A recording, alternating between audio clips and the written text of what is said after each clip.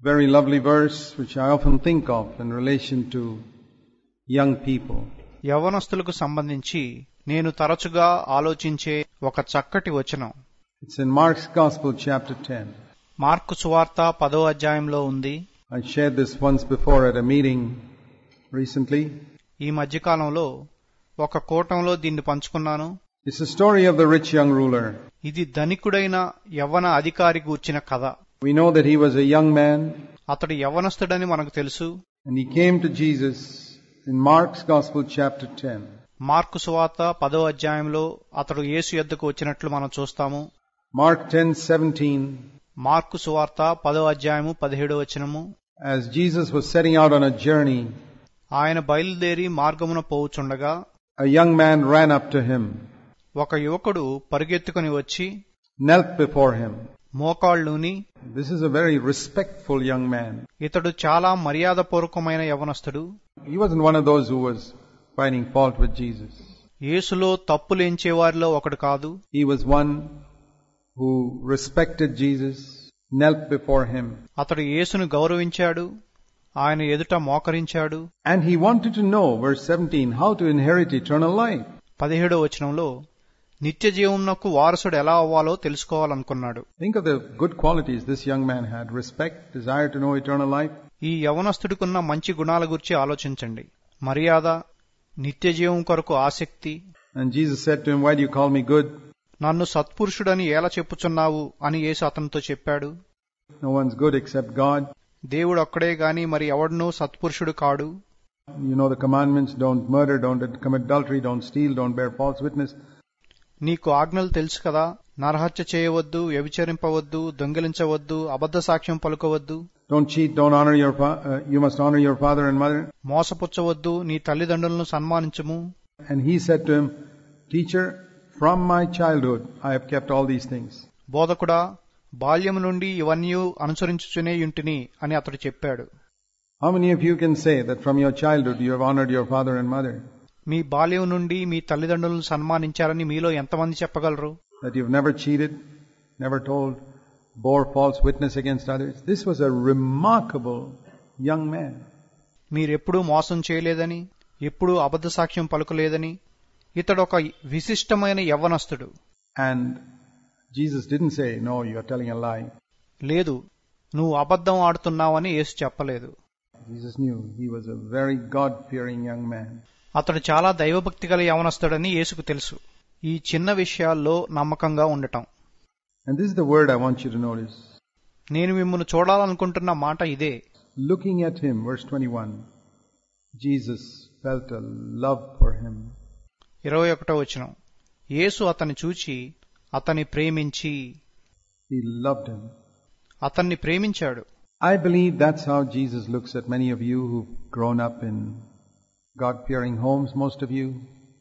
దైవభయం కలిగిన కుటుంబాల్లో పెరిగిన మీలో అనేక మందిని యేసు అలాగే చూస్తున్నాడని నేను నమ్ముతున్నాను. He looks at you and he loves you. ఆయన మిమ్మును చూచి మిమ్మును ప్రేమిస్తున్నాడు. And he tells you straight to your face.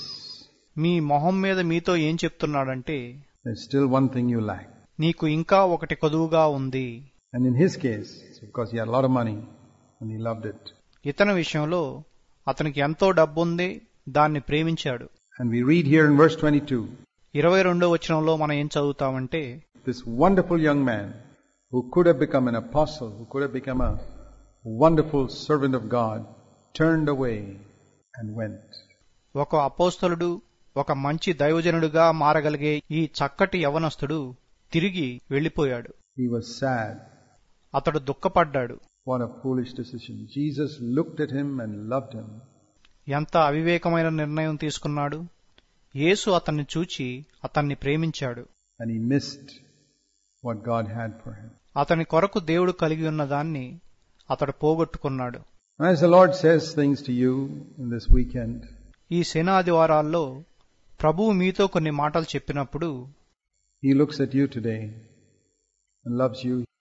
ఈ రోజు ఆయన మిమ్మును చూచి మిమ్మును ప్రేమిస్తున్నాడు. He is the same yesterday, today and forever. ఆయన నిన్న నేడు నిరంతరము ఏకరీతిగా ఉన్నాడు. And you can turn away. మీరు కూడా తిరిగి వెళ్లిపోవచ్చు. He won't come after you. ఆయన మీ వెంట రాడు. He'll let you go. మిమ్మును వెళ్ళనిస్తాడు. We see here. ఇక్కడ మనం ఏం చూస్తామంటే Jesus didn't say, hey, come back. If you can't give everything straight away, give 10%. యేసు లేదు తిరిగిరా, నువ్వు అంతా ఇవ్వలేకపోతే 10% అన్నా ఇవ్వు అని చెప్పలేదు. Let's move up to 20% next year. No. వచ్చే సంవత్సరం 20% ఇద్దు గాని అని చెప్పలేదు. If you want to be my disciple, you have to really be radical. నువ్వు నిజంగా నా శిష్యుడిగా ఉండాలనుకుంటే నువ్వు చాలా తీవ్రంగా ఉండాలి. Wholehearted. Make me first in your life. పూర్ణ హృదయం గలవాడివై ఉండాలి. నీ జీవితంలో నన్ను ముందుంచాలి. More important than your profession. నీ వృత్తి కంటే నాకు ప్రాముఖ్యతనివ్వాలి. More important than your family, more important than money, more important than everything. నీ కుటుంబం కంటే, నీకున్న డబ్బు కంటే, అన్నిటికంటే ప్రాముఖ్యతనివ్వాలి. And you turn away and say, well, I've got friends, I've got interests, ambitions. మీరు వెనుదిరిగి నాకు స్నేహితులున్నారు, నాకు ఆశలు ఆశయాలు ఉన్నాయి అని చెప్తారు. The Lord say, okay, go. ప్రభు సరే వెళ్ళు అని చెప్తాడు. He won't force you. He'll just let you go. ఆయన మిమ్మును బలవంతం చేయడు. ఆయన మిమ్మును వెళ్లిపోనిస్తాడు. I don't know where this rich young man is today.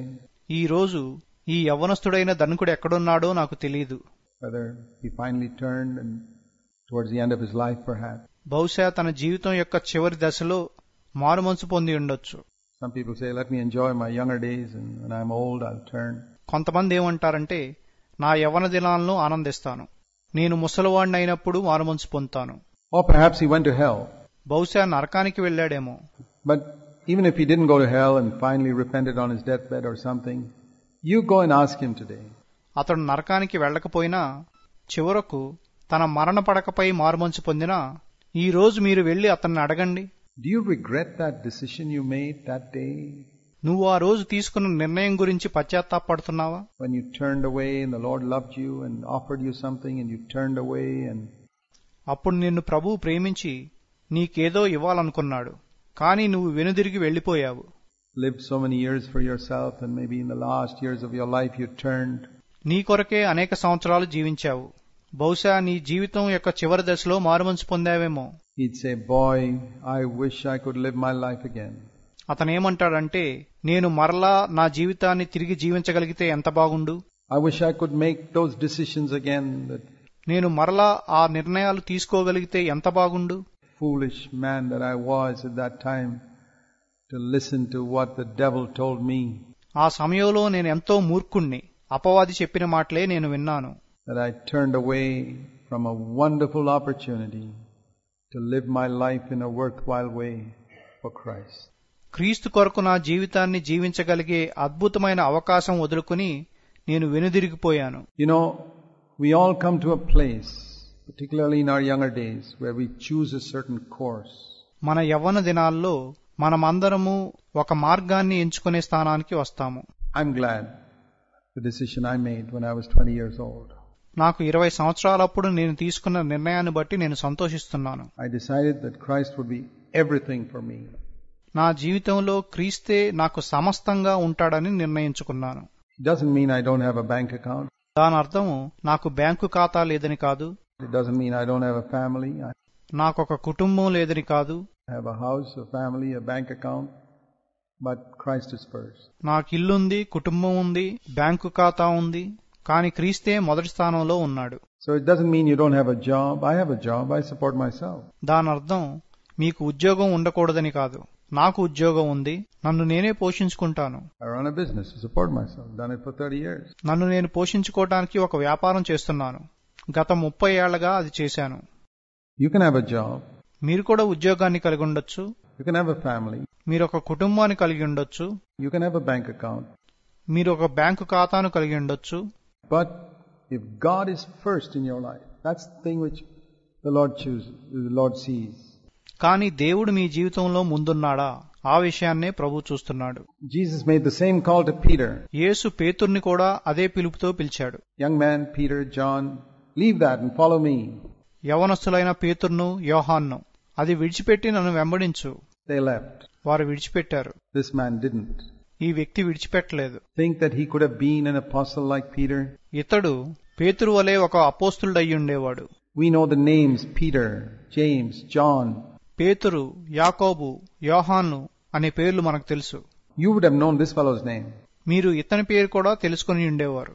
But he's a nameless person. కానీ ఇతను పేరు లేని వ్యక్తిగా ఉన్నాడు. One rich young ruler. We don't even know his name. ఒక యవనస్తుడైన ధనికుడైన అధికారి, అతని పేరు కూడా మనకు తెలియదు. And in eternity, we won't know his name. He's not going to be great in heaven. నిత్యత్వంలో మనం అతని పేరు తెలుసుకోము. పరలోకంలో అతడు గొప్పవాడిగా ఉండడు. You can be known in heaven for eternity. నువ్వు పరలోకంలో నిత్యత్వం అంతా పేరు పొందగలవు. If you make a choice now. నువ్వు ఇప్పుడే ఎంచుకోవాలి. You may be unknown on earth, despised on earth. భూమి మీద నీకు పేరు లేకపోవచ్చు, తృణీకరించబడొచ్చు. Usually you will be despised, ridiculed, laughed at. నువ్వు తృణీకరించబడతావు, హేళన చేయబడతావు, అపహాసం చేయబడతావు. But what is your desire? కానీ నీకున్న కోరిక ఏంటి? To be great in the sight of the Lord? ప్రభు దృష్టిలో గొప్పగా ఉండాలనా? Or great in the sight of your friends? మీ స్నేహితుల దృష్టిలో గొప్పగా ఉండాలనా? You want to please yourself? మిమ్మును మీరు సంతోషపెట్టుకోవాలనుకుంటున్నారా?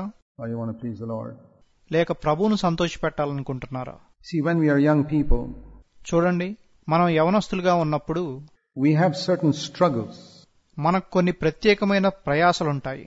And I've often spoken to young people that one of the first things you need to do, all of you, నేను యవనస్తులతో తరచుగా మాట్లాడుతూ ఉంటాను. నేను చెప్పేది ఏంటంటే, మీరు చేయవలసిన మొదటి విషయాల్లో ఒకటి is to learn to accept yourself the way God made you. దేవుడు మిమ్మును ఎలా చేశాడో అంగీకరించడాన్ని నేర్చుకోవడం. I believe that's one of the first things. అది మనం చేయవలసిన మొదటి విషయాల్లో ఒకటని నేను నమ్ముతాను. Because some people have a difficulty with that when they are young. ఎందుకంటే కొంతమంది యవనస్తులు దాన్ని బట్టి కష్టపడతారు. They have a wish, I wish God had made me a little different.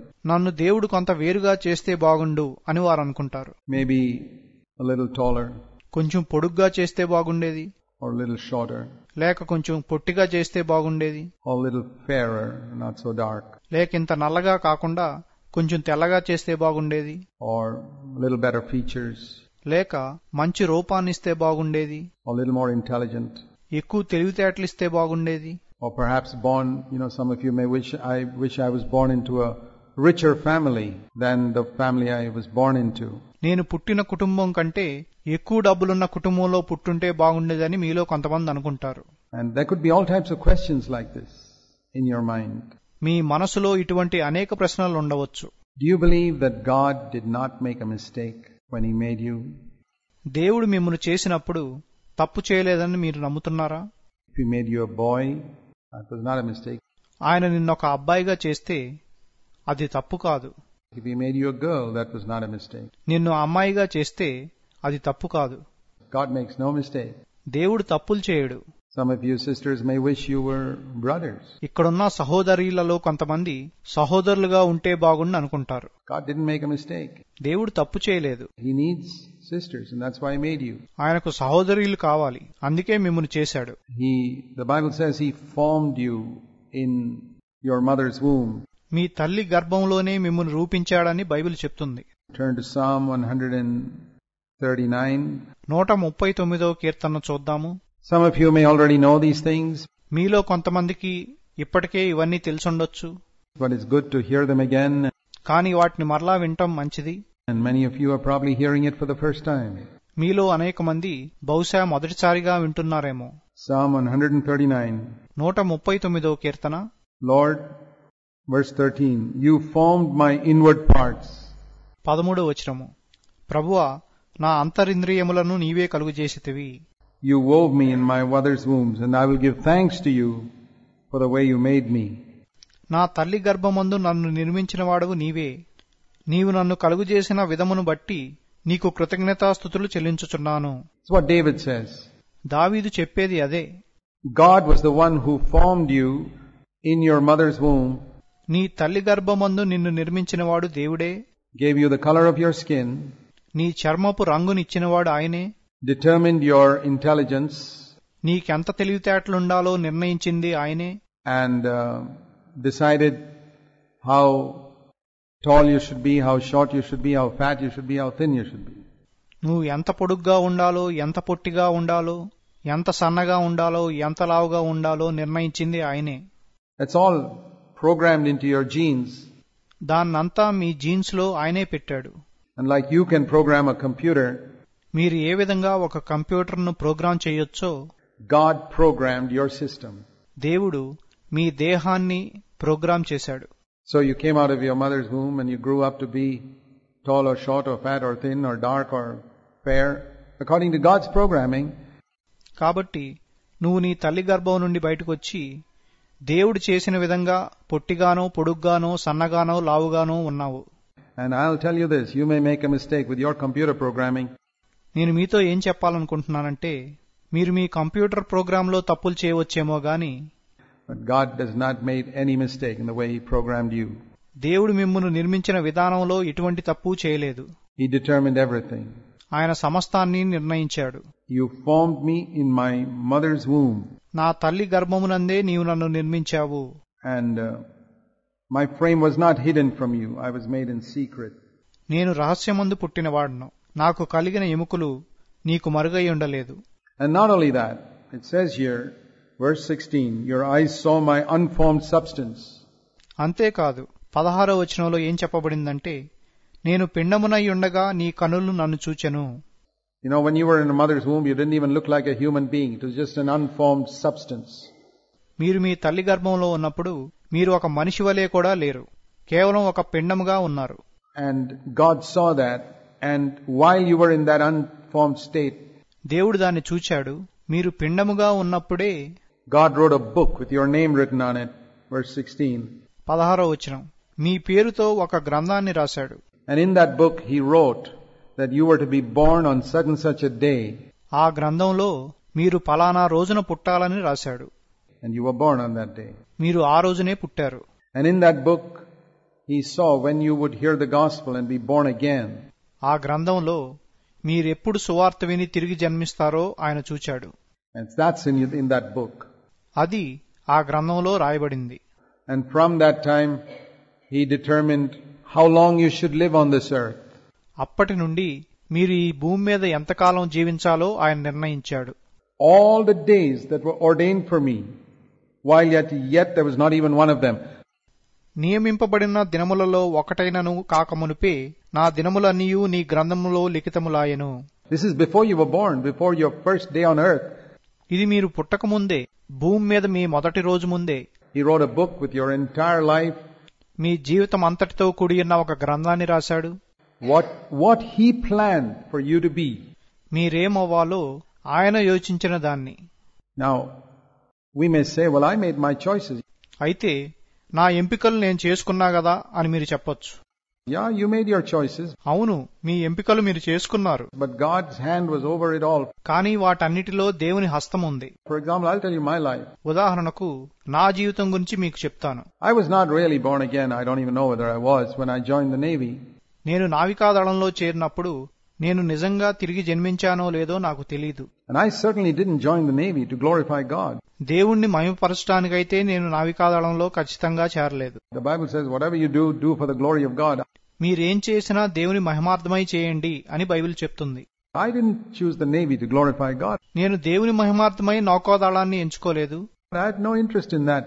నాకు దానిలో ఎటువంటి ఆసక్తి లేదు. I wanted to be a Christian, but నేను క్రైస్తవుడిగా ఉండాలనుకున్నాను. కానీ I chose the Navy because నేను నౌకాదళాన్ని ఎందుకు ఎన్నుకున్నానంటే in those days, in the 1950s, ఆ రోజుల్లో 1950వ సంవత్సరంలో, that's more than 50 years ago, 52 years ago, అది 50 సంవత్సరాల క్రితము, that was the military was the profession people wanted to join for the career prospects.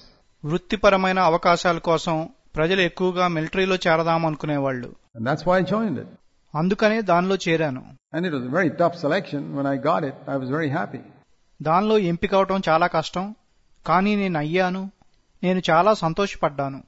I wanted to do well for my own interest. నా కొరకే నేను మంచి అభివృద్ధి సాధించాలనుకున్నాను. I wanted to really get on in life.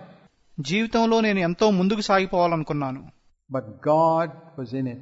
He saw that. కానీ దేవుని హస్తం దానిలో ఉంది. ఆయన దాన్ని చూచాడు. To know, well, he could have seen this young boy 5 years from now, he's going to surrender his life to me. So I don't want him to join the military. I'll make him fail. Or I'll make him not selected. 5 ఏళ్లలో ఈ యవనస్తుడు తన జీవితాన్ని నాకు సమర్పించుకుంటాడని దేవుడు చూచి అతడు ఎంపిక కాకున్నట్లు నేను చేస్తాను, లేక అతడు ఫెయిల్ అయ్యేటట్లు నేను చేస్తాను అనుకునుండొచ్చు. And he, it could have been very easy for him if that was not his will for me. నా కొరకు అది ఆయన చిత్తం కాకపోతే అలా చేయటం ఆయనకి చాలా తేలిక. He'd do something stupid in the selection board and he won't be selected. ఎంపిక అయ్యే సమయంలో అతడు ఏదన్నా మూర్ఖమైన పని చేస్తే అతడు ఎంపిక కాడు. That would have been the easiest thing for God to do. If that was not his will for me. నా కొరకు అది ఆయన చిత్తం కాకపోతే అది చేయటం ఆయనకి చాలా తేలిక అయి ఉండేది. Because he knew that 5-6 years later I'm going to surrender my life to him. ఎందుకంటే 5-6 ఏళ్ల తర్వాత నా జీవితాన్ని ఆయనకు సమర్పిస్తానని ఆయనకు తెలుసు. Then I would have not been selected. అప్పుడు నేను ఎంపిక అయ్యేవాడిని కాదు. I'd have tried for something else. I'd gone to college perhaps and done some other course. అప్పుడు నేను వేరే వాటి కొరకు ప్రయత్నించేవాడిని, బహుశా కాలేజీకి వెళ్లి ఉండేవాడినేమో. But the fact that God saw where I was going and he allowed me to get selected. అయితే నేను ఎటు వెళ్తున్నానో దేవుడు చూచి నన్ను ఎంపిక అయ్యేటట్లు అనుమతించాడు. In fact, a lot of people got surprised when I got selected. నిజానికి నేను ఎంపికైనప్పుడు అనేక మంది ఆశ్చర్యపోయారు. I was so small and thin and people in my class said, "Hey, you're going to defend our country?" నేను సన్నగా బలహీనంగా ఉండేవాణ్ణి. నాతో పాటు చదివేవారు, ఏంటి నువ్వు దేశాన్ని కాపాడతావా అన్నారు. Anyway, that was God in it. ఏదేమైనప్పటికీ దేవుని హస్తం దానిలో ఉంది. So what I'm trying to say is, నేనేం చెప్పాలనుకుంటున్నానంటే, God's hand was on you even before you knew him. నువ్వు ఆయన్ని తెలుసుకోకముందే దేవుని హస్తం నీపై ఉంది. You may think that, well, I selected that course and I did that and I went that way because I felt that was good for me. నేనెంచుకున్నాను, నేను ఆ course తీసుకున్నాను, నాకు మంచిదని నేను ఆ చదువు చదివాను అని నువ్వు అనుకోవచ్చు. Yeah, I know, but God could have stopped you. అవునవును, నాకు తెలుసు, కానీ దేవుడు నిన్ను ఆపగలిగి ఉండేవాడు. He could have stopped you when you were going down some path, but he didn't. నువ్వు ఒక దారిలో వెళ్తుండగా ఆయన నిన్ను ఆపగలిగి ఉండేవాడు, కానీ నిన్ను ఆపలేదు. And can you think of some times in your life when you planned to do something sinful and go along that way and God arrested you and turned your life around?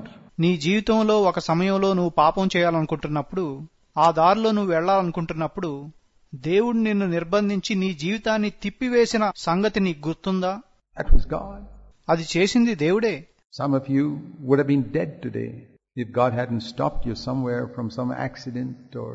దేవుడు మిమ్మును యాక్సిడెంట్ల నుంచి కాపాడకపోతే మీలో కొందరు ఈ రోజున చనిపోయి ఉండేవారు. I know God saved me from serious accidents. I should have been in the grave today. తీవ్రమైన యాక్సిడెంట్ల నుండి దేవుడు నన్ను కాపాడాడని నాకు తెలుసు. నేను ఈ రోజున సమాధిలో ఉండవలసిన వాణ్ణి.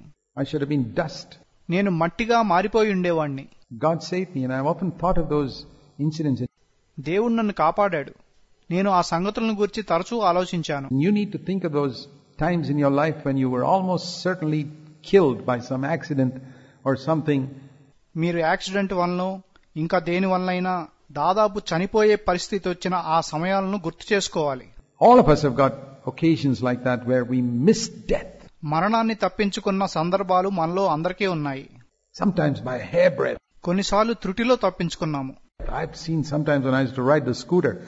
నేను కొన్నిసార్లు స్కూటర్ నడుపుతున్నప్పుడు చూశాను. That was scary. అది చాలా భయానకంగా ఉండేది. I remember once when I was taking Sunil on a scooter to school. నేను ఒకసారి మా అబ్బాయిని స్కూటర్ పైన స్కూలుకి తీసుకెళ్తున్నప్పుడు, he was in 9th standard or something, my youngest son. నా చిన్న కుమారుడు అప్పుడు 9వ తరగతిలో ఉన్నాడు. And there was a postman riding the cycle on the wrong side of the road. అప్పుడు ఒక పోస్ట్ మ్యాన్ తన సైకిల్ ను తప్పుదారిలో తొక్కుంటూ వస్తున్నాడు. And I don't know what he was thinking of, whether he had some difficulties at home or what he was thinking, looking down and driving. అతను ఏం ఆలోచిస్తున్నాడో నాకు తెలియదు. బహుశా ఆయన ఇంట్లో ఏమైనా ఇబ్బందులున్నాయేమో. క్రిందకు చూసుకుంటూ తొక్కుంటూ వస్తున్నాడు. He had delivered a letter in one house, looking down and driving, not even seeing me coming down the scooter. అతను ఒక ఇంట్లో ఉత్తరాలు ఇచ్చి క్రిందకు చూసుకుంటూ సైకిల్ తొక్కుంటూ వస్తున్నాడు. అతను నన్ను చూడను కూడా చూడలేదు. You know, I drive very slowly, as you all know. నేను స్కూటర్ చాలా నెమ్మదిగా నడుపుతానని మీ అందరికీ తెలుసు. And I'm only joking. I learned to drive in the military. It's one of those unconscious sins of mine. Anyway. నేను మిలిటరీలో ఉన్నప్పుడు నడపడం నేర్చుకున్నాను. అది నేను తెలియకుండా చేసే పాపాలలో ఒకటి. I was driving down the road and నేను రోడ్డు మీద డ్రైవ్ చేస్తూ ఉన్నాను. I tried to avoid him. నేను తప్పించుకోవడానికి ప్రయత్నించాను.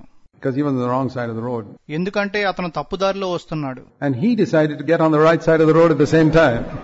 అతడు అదే సమయంలో సరైన దారిలో రావడానికి ప్రయత్నించాడు. And we collided. మేమిద్దరము ఢీకొన్నాము. Of course, it's always 100% the other person's fault, whenever anything like that happens. అటువంటిదేదైనా జరిగినప్పుడు అది 100% అవతల వ్యక్తి తప్పే. And we both got tossed, my son and I. నేను నా కుమారుడు ఇద్దరము పడిపోయాము. And fortunately, no car was coming down the other side of the road. And అదృష్టవశాత్తు ఏ కారు అట్నుంచి రావడం లేదు. we just got a little injury and got up and I drove the scooter back home and did up his injuries and then... మాకు చిన్న చిన్న దెబ్బలు తగిలాయి. మేమింటికి తిరిగి వెళ్లి కట్లు కట్టుకున్నాము. It was very minor, just a scratch. అవి చాలా చిన్న గాయాలు మాత్రమే. I thought, it just needed one car coming down the road at that time and both of us would be dead. ఆ సమయంలో ఒక్క కారు గనక అట్నుంచి వచ్చుంటే మేమిద్దరం మరణించేవారము. That's just one instance. I could tell you so many instances like that. అదొక్క సంఘటన మాత్రమే. అటువంటివి మీతో ఎన్నో చెప్పగలను. I say, Lord, you had a plan for my son and you had a plan for me. నేనేం చెప్పానంటే, ప్రభువా, నీకు నా కుమారుడి పట్ల నా పట్ల కూడా ఒక ప్రణాళిక ఉంది. Now I'm just using that example to tell you, you can think of instances like that in your life. నేను మీతో చెప్పడానికి మాత్రమే ఆ ఉదాహరణ వాడాను. మీ జీవితంలో అటువంటి సంఘటనలను మీరు కూడా గుర్తు చేసుకోవచ్చు. Why did God allow you to live? దేవుడు మిమ్మును ఎందుకు బ్రతుకుంచాడు? Why did God allow me to live? దేవుడు నన్నెందుకు బ్రతుకుంచాడు? I know, not that I might live for myself. నాకు తెలుసు, నా కొరకు నేను జీవించడానికి కాదు. I who should have been in the grave, God allowed me to live so that I can serve Him and be a blessing to other people. సమాధిలో ఉండవలసిన నన్ను దేవుడు జీవించనిచ్చాడు. నేను ఆయన్ను సేవించడానికి, ఇతరులకు దీవెనకరంగా ఉండటానికి. And I want to say to you young people, don't ever forget that. యవనస్తులైన మీతో ఏం చెప్తున్నానంటే, దాన్ని ఎప్పుడూ మర్చిపోవద్దు. Don't ever take those things for granted. వాటిని తేలిగ్గా తీసుకోవద్దు. You'll see one day in heaven that there are angels who pushed vehicles out of the way to save your life. I believe that. మీరు పరలోకంలో ఒకరోజు ఏం కనుక్కుంటారంటే, మిమ్మల్ని రక్షించడానికి దేవదూతల ఆ వాహనాలను పక్కకు నెట్టివేశారు. నేను దాన్ని నమ్ముతాను. Who protected you from serious injuries. తీవ్రమైన గాయాల నుండి వారు మిమ్మల్ని కాపాడారు. How is it that no car comes down the road when you're tossed? మీరు పడిపోయినప్పుడు కారు రాకుండా ఉండటానికి కారణం ఏంటి? I remember once when my foot brake broke the scooter. ఒకసారి నా స్కూటర్ యొక్క కాలి బ్రేక్ వైరు తెగిపోయిన సంఘటన నాకు గుర్తుంది. That's the most dangerous thing to happen because the front brake, the hand brakes are not usually kept very tight. అది అతి ప్రమాదకరమైన విషయం. ఎందుకంటే చేతి బ్రేకులు అంత గట్టిగా ఉండవు. The foot brake wire snaps means you are in danger. కాలి బ్రేకు వైరు తెగిపోతే మీరు అపాయంలో ఉన్నట్లే. And guess what? No vehicle was coming down the road at that time. ఏం జరిగిందో ఊహించండి. ఆ సమయంలో ఏ వాహనం అట్నుంచి రాలేదు. I don't know, somewhere down the road some angel slowed down somebody or gave somebody a flat tire or made some traffic light stay on red for a little longer, but కొంత దూరంలో ఒక దేవదూత ఎవరినన్నా నిదానించి ఉండొచ్చు, లేక tyre puncture చేసి ఉండొచ్చు, లేక ట్రాఫిక్ ను ఆపుండొచ్చు. I have got a lot of angels I'm going to shake hands with when I get up to heaven. And you too. నేను పరలోకం వెళ్ళిన తర్వాత అనేక మంది దేవదూతలతో కరచాలనం చేస్తాను. మీరు కూడా చేస్తారు. And I want to say to you, don't ever forget those incidents and don't think that your life belongs to yourself. It doesn't. నేను మీతో చెప్పేది ఏంటంటే, ఆ సంఘటనలను మర్చిపోవద్దు. నీ జీవితం నీకే చెందిందని నువ్వు అనుకోవద్దు. అది నీకు చెందినది కాదు. The days were determined for you. నీ దినములు నిశ్చయింపబడి ఉన్నవి. You say, Lord, how am I to spend those days? ప్రభువా, నేను ఆ దినాలు ఎలా గడపాలి అని నువ్వు అడగాలి. I want to spend it the way you wrote in your book for me. నీ గ్రంథంలో నా కొరకు నువ్వు రాసిన విధంగా నేను వాటిని గడపాలనుకుంటున్నాను. I want to accept that you made me the way I am. నేనున్న రీతిలో నువ్వు నన్ను చేశావని నేను అంగీకరించాలనుకుంటున్నాను. You determined my life. నా జీవితాన్ని నువ్వే నిర్ణయించావు. I'm not going to complain about the house I was born in. నేను పుట్టిన ఇంటి గురించి నేను ఫిర్యాదు చేయను. I mean, were any of you born in a cowshed? I don't think so. Jesus was. మీలో ఎవరైనా పశువుల పాకలో పుట్టారా? నేను అనుకోను. కానీ యేసు పుట్టాడు. He was the Son of God and He grew up in a very poor home. ఆయన దేవుని కుమారుడయ్యుండి చాలా పేద ఇంట్లో పెరిగాడు. Remember, he had 4 younger brothers, 2 younger sisters. ఆయనకు 4 తమ్ముళ్ళు 2 చెల్లెళ్ళు ఉన్నారని గుర్తుంచుకోండి. 7 children at least in that family. ఆ కుటుంబంలో కనీసం 7 పిల్లలున్నారు. And it was a very poor carpenter's family. అది చాలా పేద వడ్రంగివాని కుటుంబం. I have a feeling they all slept in one room. వాళ్ళందరూ ఒకే గదిలో పడుకున్నారని నేను అనుకుంటున్నాను. Next to each other. అంటే పక్కపక్కన పడుకునేవారు. Some of you may wish you had a separate bedroom for all the boys at least. మీలో కొంతమంది కనీసం అబ్బాయిలకైనా వేరే పడగ్గది ఉంటే బాగుండేది అనుకుని ఉండేవారు. Jesus didn't. యేసు అలా అనుకోలేదు. They all slept in the sitting room, one next to the other. వాళ్ళందరూ ఒకే గదిలో పక్కపక్కనే పడుకున్నారు. I've seen families in our churches like that. మన సంఘాలలో అటువంటి కుటుంబాలను నేను చూశాను. Where they have only one room in their house and they all sleep there. వాళ్ళ ఇంట్లో ఒకే గది ఉంటుంది, వాళ్ళందరూ అక్కడే పడుకుంటారు. And I thought, well, that must be a type of home Jesus lived in. యేసు అటువంటి ఇంట్లోనే జీవించుంటాడని నేను అనుకుంటాను. He didn't have a separate bedroom to retire to when temperature got too hot in the house. ఇంట్లో పరిస్థితి వేడివేడిగా ఉన్నప్పుడు ఆయనకు వెళ్ళటానికి వేరే గది లేదు. With people yelling at him and he could go inside and lock the door. ఆయన మీద ఎవరైనా అరిచినప్పుడు ఆయన వెళ్లి తలుపేసుకోవడానికి ఆయనకి వేరే గది లేదు. There was no door to lock. వేయడానికి వేరే తలుపు లేదు. No, there wasn't. లేదు, ఆయనకు వేరే గది లేదు. There wasn't even a toilet in those houses. ఆ ఇళ్లల్లో మరుగుదొడ్లు కూడా ఉండేవి కావు. You just went into the bushes. అప్పుడు పొలాల్లోకి వెళ్లేవారు. You couldn't lock anything anywhere.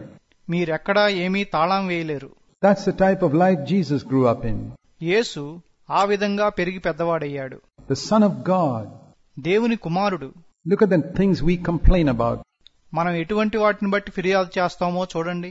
My parents don't give me this and don't give me that and don't give me the other thing. నా తల్లిదండ్రులు ఇదివ్వరు అదివ్వరు, ఇంకా నేను అడిగిన ఇవ్వరు. Think how Jesus lived. యేసు ఎలా జీవించాడో ఆలోచించండి. He lived on earth without ever complaining. ఆయన ఎప్పుడూ ఫిర్యాదులు లేకుండా భూమి మీద జీవించాడు. He who had lived in heaven for millions of years కోట్లాది సంవత్సరాలుగా పరలోకంలో ఉన్న ఆయన came down and never complained. క్రిందకు దిగొచ్చి ఎప్పుడూ ఫిర్యాదు చేయలేదు. What an example. ఎంత గొప్ప మాదిరి. I want to say to you, that's what it means to be a Christian. నేను మీతో ఏం చెప్పాలనుకుంటున్నానంటే క్రైస్తవుడిగా ఉండటం అంటే అదే. To accept our circumstances. మన స్థితిగతులను మనం అంగీకరించడం. We complain because we are so used to luxuries. మనం సుఖ సౌఖ్యాలకు ఎంతో అలవాటు పడిపోయి ఫిర్యాదు చేస్తాము. You say, I don't have any luxuries. నాకు ఎటువంటి సుఖ సౌఖ్యాలు లేవని మీరు చెప్తారు. You got 100 luxuries that Jesus never had. యేసు ఎన్నడూ కలిగిలేని 100 సౌకర్యాలు మీకున్నాయి. I'll tell you. నేను మీతో చెప్తాను. You can travel by train. మీరు ట్రైన్లో ప్రయాణం చేయొచ్చు. Do you know how Jesus went from Galilee to Judea? యేసు గలిలయ నుండి యూదా దేశానికి ఎలా వెళ్ళాడో మీకు తెలుసా? He didn't have a chariot. He didn't even have a bicycle. ఆయనకు రథం లేదు, ఆయనకు సైకిల్ కూడా లేదు. He walked. ఆయన నడిచి వెళ్ళాడు. It took him many days to walk those 50-60 miles, 100 kilometers. Then he'd come back. 50-60 మైళ్లు 100 కిలోమీటర్లు నడవడానికి ఎన్నో రోజులు పట్టుండేది. ఆయన మరలా అలాగే తిరిగి వచ్చేవాడు. We have 100 luxuries at least that Jesus never had. యేసు ఎన్నడూ కలిగి లేని కనీసం 100 సౌకర్యాలు మనం కలిగి ఉన్నాము. We have gas stoves. మనకు గ్యాస్ స్టవ్లున్నాయి. Jesus never had a gas stove. యేసు ఎన్నడూ గ్యాస్ స్టవ్ కలిగి లేడు. They had to gather wood and light a fire and burn and cook food. వాళ్ళు కట్టెలేరుకుని నిప్పు వెలిగించి వంట వండుకోవాల్సి వచ్చేది. In the winter, they didn't have any heater. చలికాలంలో వారికి హీటర్లు లేవు. Just a fire perhaps, the smoke in the house. వాళ్ళు మంట వేసుకున్నారేమో, ఇంట్లో పొగ ఉండేది. In the summer, they didn't even have a fan. వేసవి కాలంలో వారికి ఒక ఫ్యాన్ కూడా లేదు. There was no electricity in the house. ఇంట్లో విద్యుత్ శక్తి లేదు. They light a lamp and live by that lamp. వారొక దీపం వెలిగించుకుని దాని కాంతితో జీవించేవారు. What a lot of things we have. మనకు ఎన్ని సౌకర్యాలున్నాయి. We are used to so many comforts. మనము అనేక సుఖాలకు అలవాటు పడిపోయాము. That we haven't learned to be grateful. మనం కృతజ్ఞత కలిగి ఉండటం నేర్చుకోలేదు. I want to encourage all of you young people. Learn to be thankful to God. యవనస్తులైన మీరందరినీ ప్రోత్సహించాలనుకుంటున్నాను.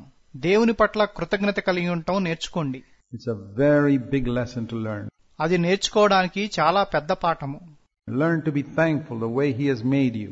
ఆయన మిమ్మును ఎలా రూపించాడో దాన్ని బట్టి కృతజ్ఞత కలిగి ఉండండి. Don't complain and say, oh, I wish I had this type of hair. నాకు ఇటువంటి జుట్టుంటే బాగుండేది అని ఫిర్యాదులు చేయొద్దు. See, most of us are tempted by what we see in those models on television and the newspapers. మనం టీవీలోనూ వార్తాపత్రికల్లో చూసే తారలను బట్టి శోధింపబడతాము. You know, people standing in different poses and wearing different dresses and with different hairstyles, and you want to be like that. వాళ్ళు రకరకాల దుస్తులు వేసుకుని రకరకాల భంగిమల్లో నిలబడి తమ జుట్టును రకరకాలుగా అలంకరించుకుని ఉంటారు. మీరు వారిలాగానే ఉండాలని కోరుకుంటారు. I'll tell you something. నేను మీతో ఒక మాట చెప్తాను. Let all the worldly brothers and sisters in your church be like that. మీ సంఘంలో ఉన్న లోకానుసారులైన సహోదర సహోదరీలను అలా ఉండనివ్వండి. And let them go that way. వాళ్ళ నా దారిలో వెళ్ళనివ్వండి. Don't imitate them. వారిని అనుకరించవద్దు. Don't imitate them. వారిని అనుకరించొద్దు. There are worldly people in every church. ప్రతి సంఘంలో లోకానుసారులైన వారు ఉంటారు. We don't have to imitate them. మనం వారిని అనుకరించక్కర్లేదు. Let's not imitate them. మనం వారిని అనుకరించొద్దు. Let's follow Jesus. మనం యేసుని వెంబడిద్దాము. If you want to imitate somebody, imitate Jesus. మీరెవరినైనా అనుకరించాలనుకుంటే యేసును అనుకరించండి. Think of the fashions he had. ఆయనకున్న పద్ధతులను ఆలోచించండి. And before you ask your dad to get you this type of shoes, think of the type of shoes Jesus wore. మీ నాన్నను ఇటువంటి shoe కొనమని అడిగే ముందు యేసు ఎటువంటి షూ వేసుకున్నాడో ఆలోచించు. Type of clothes he would wear. ఆయన ఎటువంటి దుస్తులు వేసుకునేవాడు? Just the simple clothes which anybody else his level wore. ఆయన స్థాయిలో ఉన్నవారు వేసుకునే సాధారణమైన బట్టలు. You know, we destroy ourselves by asking for this. మనం కోరుకున్నవన్నీ అడుగుతూ మనలను మనం నాశనం చేసుకుంటున్నాము. Maybe your father is rich. మీ తండ్రి ధనికుడై ఉండొచ్చు. And I'll tell you something I have seen through many years. నేను అనేక సంవత్సరాలుగా చూసిన ఒక విషయాన్ని మీతో చెప్తాను. And I'm 67 years old now. ఇప్పుడు నాకు 67 ఏళ్లు. It's usually the rich people's children who are the most spoiled. ఎక్కువగా పాడైపోయేది ధనికుల పిల్లలే. Because they get everything they want. ఎందుకంటే వారు అడిగిన వాటినన్నింటినీ పొందుకుంటారు. Their dad and mom never say no to them for anything. వాళ్ళ అమ్మ నాన్న వాళ్ళు అడిగిన దేన్ని కాదనరు. That's the way to ruin and destroy a child. ఒక బిడ్డను నాశనం చేయడానికి అదే మార్గం. Just give him everything he wants. వాడు అడిగిందల్లా ఇవ్వండి. Give her everything she wants from childhood. చిన్నప్పటి నుండి ఆమె అడిగిందల్లా ఇవ్వండి. You're raising a child for hell. మీరు నరకం పాలవటానికి ఆ బిడ్డను పెంచుతున్నారు. If you got good parents, they'll say no to you for some things. మీకు మంచి తల్లిదండ్రులుంటే వారు కొన్ని విషయాల్లో కాదు అని చెప్తారు. And don't always wish that you could wear the clothes that others in your school or college wear. మీ స్కూల్లో కాలేజీలో ఇతరులు వేసుకునే దుస్తులు మీరు కూడా వేసుకోగలిగితే బాగుండేది అనుకోవద్దు. And don't say, oh, my father is so poor, he can't get me that. మా నాన్న చాలా పేదవాడు, నాకది కొనివ్వలేడు అని చెప్పుకోవద్దు. Thank God. దేవునికి వందనాలు చెల్లించండి. You know, Jesus grew up with self-denial. యేసు తన్ను తాను ఉపేక్షించుకుంటూ పెరిగాడు. A lot of things he didn't have. ఆయన అనేక వాటిని కలిగిలేడు. His parents just couldn't afford it. వాటిని కొనగలిగే స్తోమత ఆయన తల్లిదండ్రులకు లేదు. And he never asked them for it. ఆయన ఎప్పుడూ అది కావాలని వారిని అడగలేదు. Do you want to be a man of God or woman of God? నువ్వు ఒక దైవజనుడిగా దైవజనురాలుగా ఉండాలని కోరుకుంటున్నావా? You got to learn self-denial. నిన్ను నువ్వు ఉపేక్షించుకోవటం నేర్చుకోవాలి. Be thankful for the little things you have. నీకున్న చిన్న చిన్న వాటిని బట్టి కృతజ్ఞత కలిగి ఉండు. And say, Lord, I will not complain. ప్రభువా, నేను ఫిర్యాదు చేయను అని చెప్పు. A wonderful lesson to learn when you're young, to be thankful. మీరు యవనస్తులుగా ఉన్నప్పుడే కృతజ్ఞత కలిగి ఉండటం అనేది మీరు నేర్చుకోవాల్సిన ఒక అద్భుతమైన పాఠము. Like they say, count your blessings, name them one by one. మీకున్న దీవెనలు లెక్క పెట్టుకుని వాటిని ఒక్కొక్కటిగా పేర్కోండి. And it will surprise you what the Lord has done for you. ప్రభువు మీ కొరకు చేసినది మిమ్మును ఆశ్చర్యపరుస్తుంది. So thankfulness for the way God's made me, for my parents. ప్రభువు నన్ను చేసిన దాన్ని బట్టి, నా తల్లిదండ్రులు బట్టి కృతజ్ఞతలు. How many of you have thanked God for your parents? మీలో ఎంతమంది మీ తల్లిదండ్రులను బట్టి ప్రభువుకు వందనాలు చెప్పారు? How many of you have written a birthday card to your dad and mom on their birthday? మీ అమ్మా నాన్న పుట్టినరోజు నాడు మీలో ఎంతమంది వారికి రాతపూర్వకంగా పుట్టినరోజు శుభాకాంక్షలు తెలిపారు? With one little line, saying, Dad, I thank God that I'm your son, I'm your daughter. ఒక్క ముక్క రాస్తే చాలు, నాన్న, నీ కుమారుణ్ణి నీ కుమార్తెను అయినందుకు దేవునికి వందనాలు చెప్తున్నాను. That God brought me into your home. దేవుడు నన్ను నీ ఇంట్లోకి తీసుకొచ్చినందుకు వందనాలు చెప్తున్నాను. If you have never done that, find out your dad's birthday, your mom's birthday. మీరన్నడూ అలా చేయకపోతే మీ నాన్న పుట్టినరోజు మీ అమ్మ పుట్టినరోజు కనుక్కోండి. And give them a surprise. అలా చేసి వారిని ఆశ్చర్యపరచండి. I mean, they'll be so surprised. What happened to my son, my daughter? వాళ్ళు ఆశ్చర్యపోయి నా కుమారుడికి నా కుమార్తెకు ఏమైంది అనుకుంటారు. They went for a camp in Bangalore. వాళ్ళు బెంగళూరులో కోటాలకు వెళ్లారు. Learn to thank your parents. మీ తల్లిదండ్రులకు కృతజ్ఞతలు తెలపడం నేర్చుకోండి. They've suffered so much for you. మీకోసం వాళ్ళు చాలా శ్రమ అనుభవించారు. You'll never know till you become parents yourself how much a father and mother have to go through to bring up one child. ఒక బిడ్డను పెంచడానికి మీ తల్లిదండ్రులు ఎంత కష్టపడ్డారో మీరు తల్లిదండ్రులయ్యే వరకు మీకు తెలియదు. To the place where they get educated and stand on their own feet. వారికి చదువు చెప్పి వాళ్ల కాళ్ల మీద వాళ్ళు నిలబడేలాగా చేశారు. It's not easy. అదంత సులువు కాదు. Don't wait. మీరు వేచి చూడొద్దు. By the time your father and mother may be dead. ఆ సమయానికి మీ తల్లిదండ్రులు చనిపోతారేమో. They may not even be converted. Fine. వాళ్లకు రక్షణ కూడా లేకపోవచ్చు. పర్వాలేదు. They may get converted when you start appreciating them for what they did. వాళ్ళు చేసిన దాన్ని బట్టి నువ్వు వాళ్లను మెచ్చుకోవటం ప్రారంభిస్తే వాళ్ళు రక్షణ పొందుతారేమో. You don't appreciate them for their godless life. వారి భక్తిహీన జీవితాన్ని బట్టి మీరు వారిని మెచ్చుకోరు. Maybe they are non-Christians. బహుశా వాళ్ళు క్రైస్తవేతరులై ఉండొచ్చు. Maybe they worship idols. Fine. వాళ్ళు విగ్రహారాధన చేస్తారేమో. సరే. But they still took care of you when you were a little child. నువ్వు పసిబిడ్డగా ఉన్నప్పుడు వాళ్ళు నిన్ను చూచుకున్నారు. So you're not saying, oh, I thank God you're a great example for my Christian life. నా క్రైస్తవ జీవితానికి మీరు గొప్ప మాదిరిగా ఉన్నందుకు దేవునికి వందనాలు అని మీరు చెప్పడం లేదు. No, they're not. లేదు, వాళ్ళు మాదిరిగా లేరు. They're not even Christians perhaps. బహుశా వాళ్ళు క్రైస్తవులు కూడా కాకపోవచ్చు. But you're saying, I thank God for that you took care of me when I was young and helpless. మీరేమంటున్నారంటే, నా చిన్నప్పుడు నేను నిస్సహాయంగా ఉన్నప్పుడు మీరు నన్ను చూచుకున్నందుకు దేవునికి వందనాలు. I want to say thank you. నేను మీకు కూడా వందనాలు చెప్పాలనుకుంటున్నాను. I really want to say I appreciate you for that. దాన్ని బట్టి మిమ్మును నిజంగా అభినందించాలనుకుంటున్నాను. You know, thankfulness. Learn to thank the elders in your church who serve you. కృతజ్ఞత తెలపడం మంచిది. మీ సంఘంలో మీకు సేవ చేసే సంఘ పెద్దలకు కృతజ్ఞత తెలపడం నేర్చుకోండి. It's not easy. వాళ్ళకదంత తేలిక కాదు. It's not at all easy to serve you, to look after you. మీకు సేవ చేయడం, మిమ్మల్ని చూచుకోవడం అంత తేలికైన విషయం కాదు. To build a church is one of the most difficult. It's difficult to build a family. Imagine building a church. ఒక సంఘాన్ని కట్టడం అతి కష్టమైన విషయం. ఒక కుటుంబాన్ని కట్టడమే కష్టమైతే ఒక సంఘాన్ని కట్టడం ఇంకెంత కష్టమో ఆలోచించండి. Learn to appreciate them. వాళ్లను అభినందించడం నేర్చుకోండి. Don't take anything for granted in life. జీవితంలో దేన్ని తేలిగ్గా తీసుకోవద్దు. Learn to be thankful to your teachers. మీ టీచర్లకు కృతజ్ఞతలు తెలపడం నేర్చుకోండి. Learn to be thankful for the people around you. మీ చుట్టూ ఉన్న ప్రజల కొరకు కృతజ్ఞతలు తెలపడం నేర్చుకోండి. Anyone who does any good to you, be thankful. Be thankful. ఎవరైనా మీకు మంచి చేస్తే కృతజ్ఞత కలిగి ఉండండి. కృతజ్ఞతలు తెలపండి. I'll tell you this. I have eliminated complaining from my life 100%. మీకు ఈ విషయం చెప్తాను. నా జీవితం నుండి ఫిర్యాదులు చేయటం 100% తొలగించుకున్నాను. It's made my life so happy. అది నా జీవితాన్ని ఎంతో సంతోషమయంగా చేసింది. Because I say, God's mercies are new every morning. ఎందుకంటే అనుదినము నూతనముగా ఆయనకు వాత్సల్యత పుట్టుచున్నది. He's been so good to me, way beyond what I deserve. ఆయన నాకు ఎంతో మంచి చేశాడు. నేను పొందదగిన దానికంటే ఎంతో మేలు చేశాడు. I'm thankful. నాకు కృతజ్ఞత ఉంది. I want to encourage you to be thankful for the way God made you. దేవుడు మిమ్మల్ని చేసిన దాన్ని బట్టి మీరు కృతజ్ఞత కలిగి ఉండాలని మిమ్మల్ని ప్రోత్సహించాలనుకుంటున్నాను. Thankful for your parents, thankful for the house you live in, even if it's in a one-room house. మీ తల్లిదండ్రులను బట్టి, మీరున్న ఇంటిని బట్టి, అది ఒక్క గదున్న ఇల్లైనా సరే, దాన్ని బట్టి కృతజ్ఞత కలిగి ఉండండి. Say, thank you, Lord. Thank you. Thank you for everything. Thank you for help. ప్రభువా నీకు వందనాలు. సమస్తాన్ని బట్టి నీకు వందనాలు. నాకిచ్చిన ఆరోగ్యాన్ని బట్టి నీకు వందనాలు. You know, a lot of people never thank God, think of health till they get sick. అనేక మంది ఏదో రోగం వచ్చే వరకు ఆరోగ్యం గురించి ఆలోచించరు. It's like that statement I read somewhere.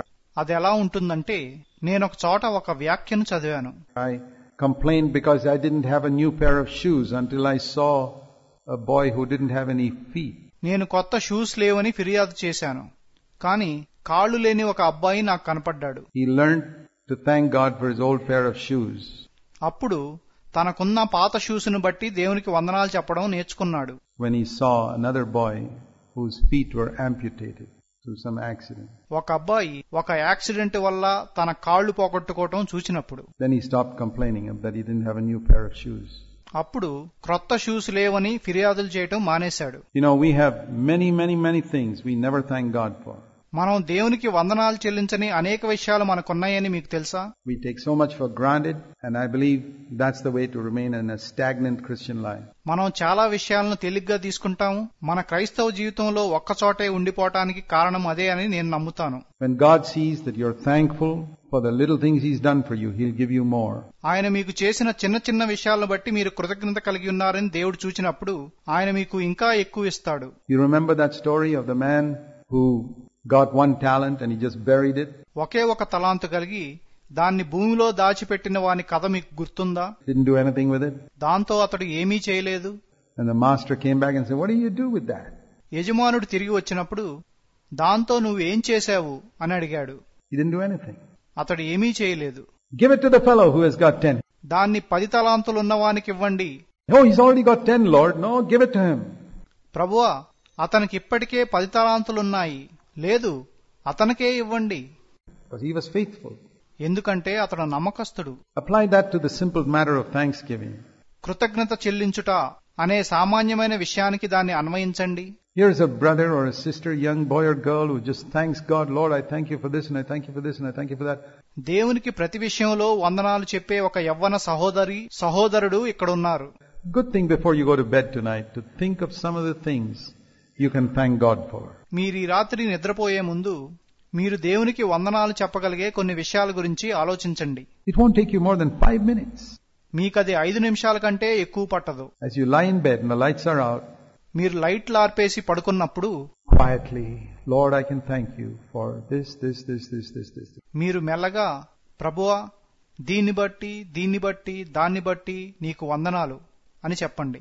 The number of times you saved from death, your parents, education. నన్ను అనేక సార్లు మరణం నుండి కాపాడినందుకు, నా చదువు నిమిత్తము, నా తల్లిదండ్రుల నిమిత్తము, The fact that you can understand English. నాకు తెలుగు చదవటం వచ్చినందుకు. I really thank God that I could understand English. నాకు తెలుగు చదవటం వచ్చినందుకు నేను నిజంగా దేవునికి వందనాలు చెప్తున్నాను. Because it's opened up a whole world of Christian literature to me. ఎందుకంటే దాని ద్వారా నేను ఎంతో క్రైస్తవ సాహిత్యాన్ని చదవగలను.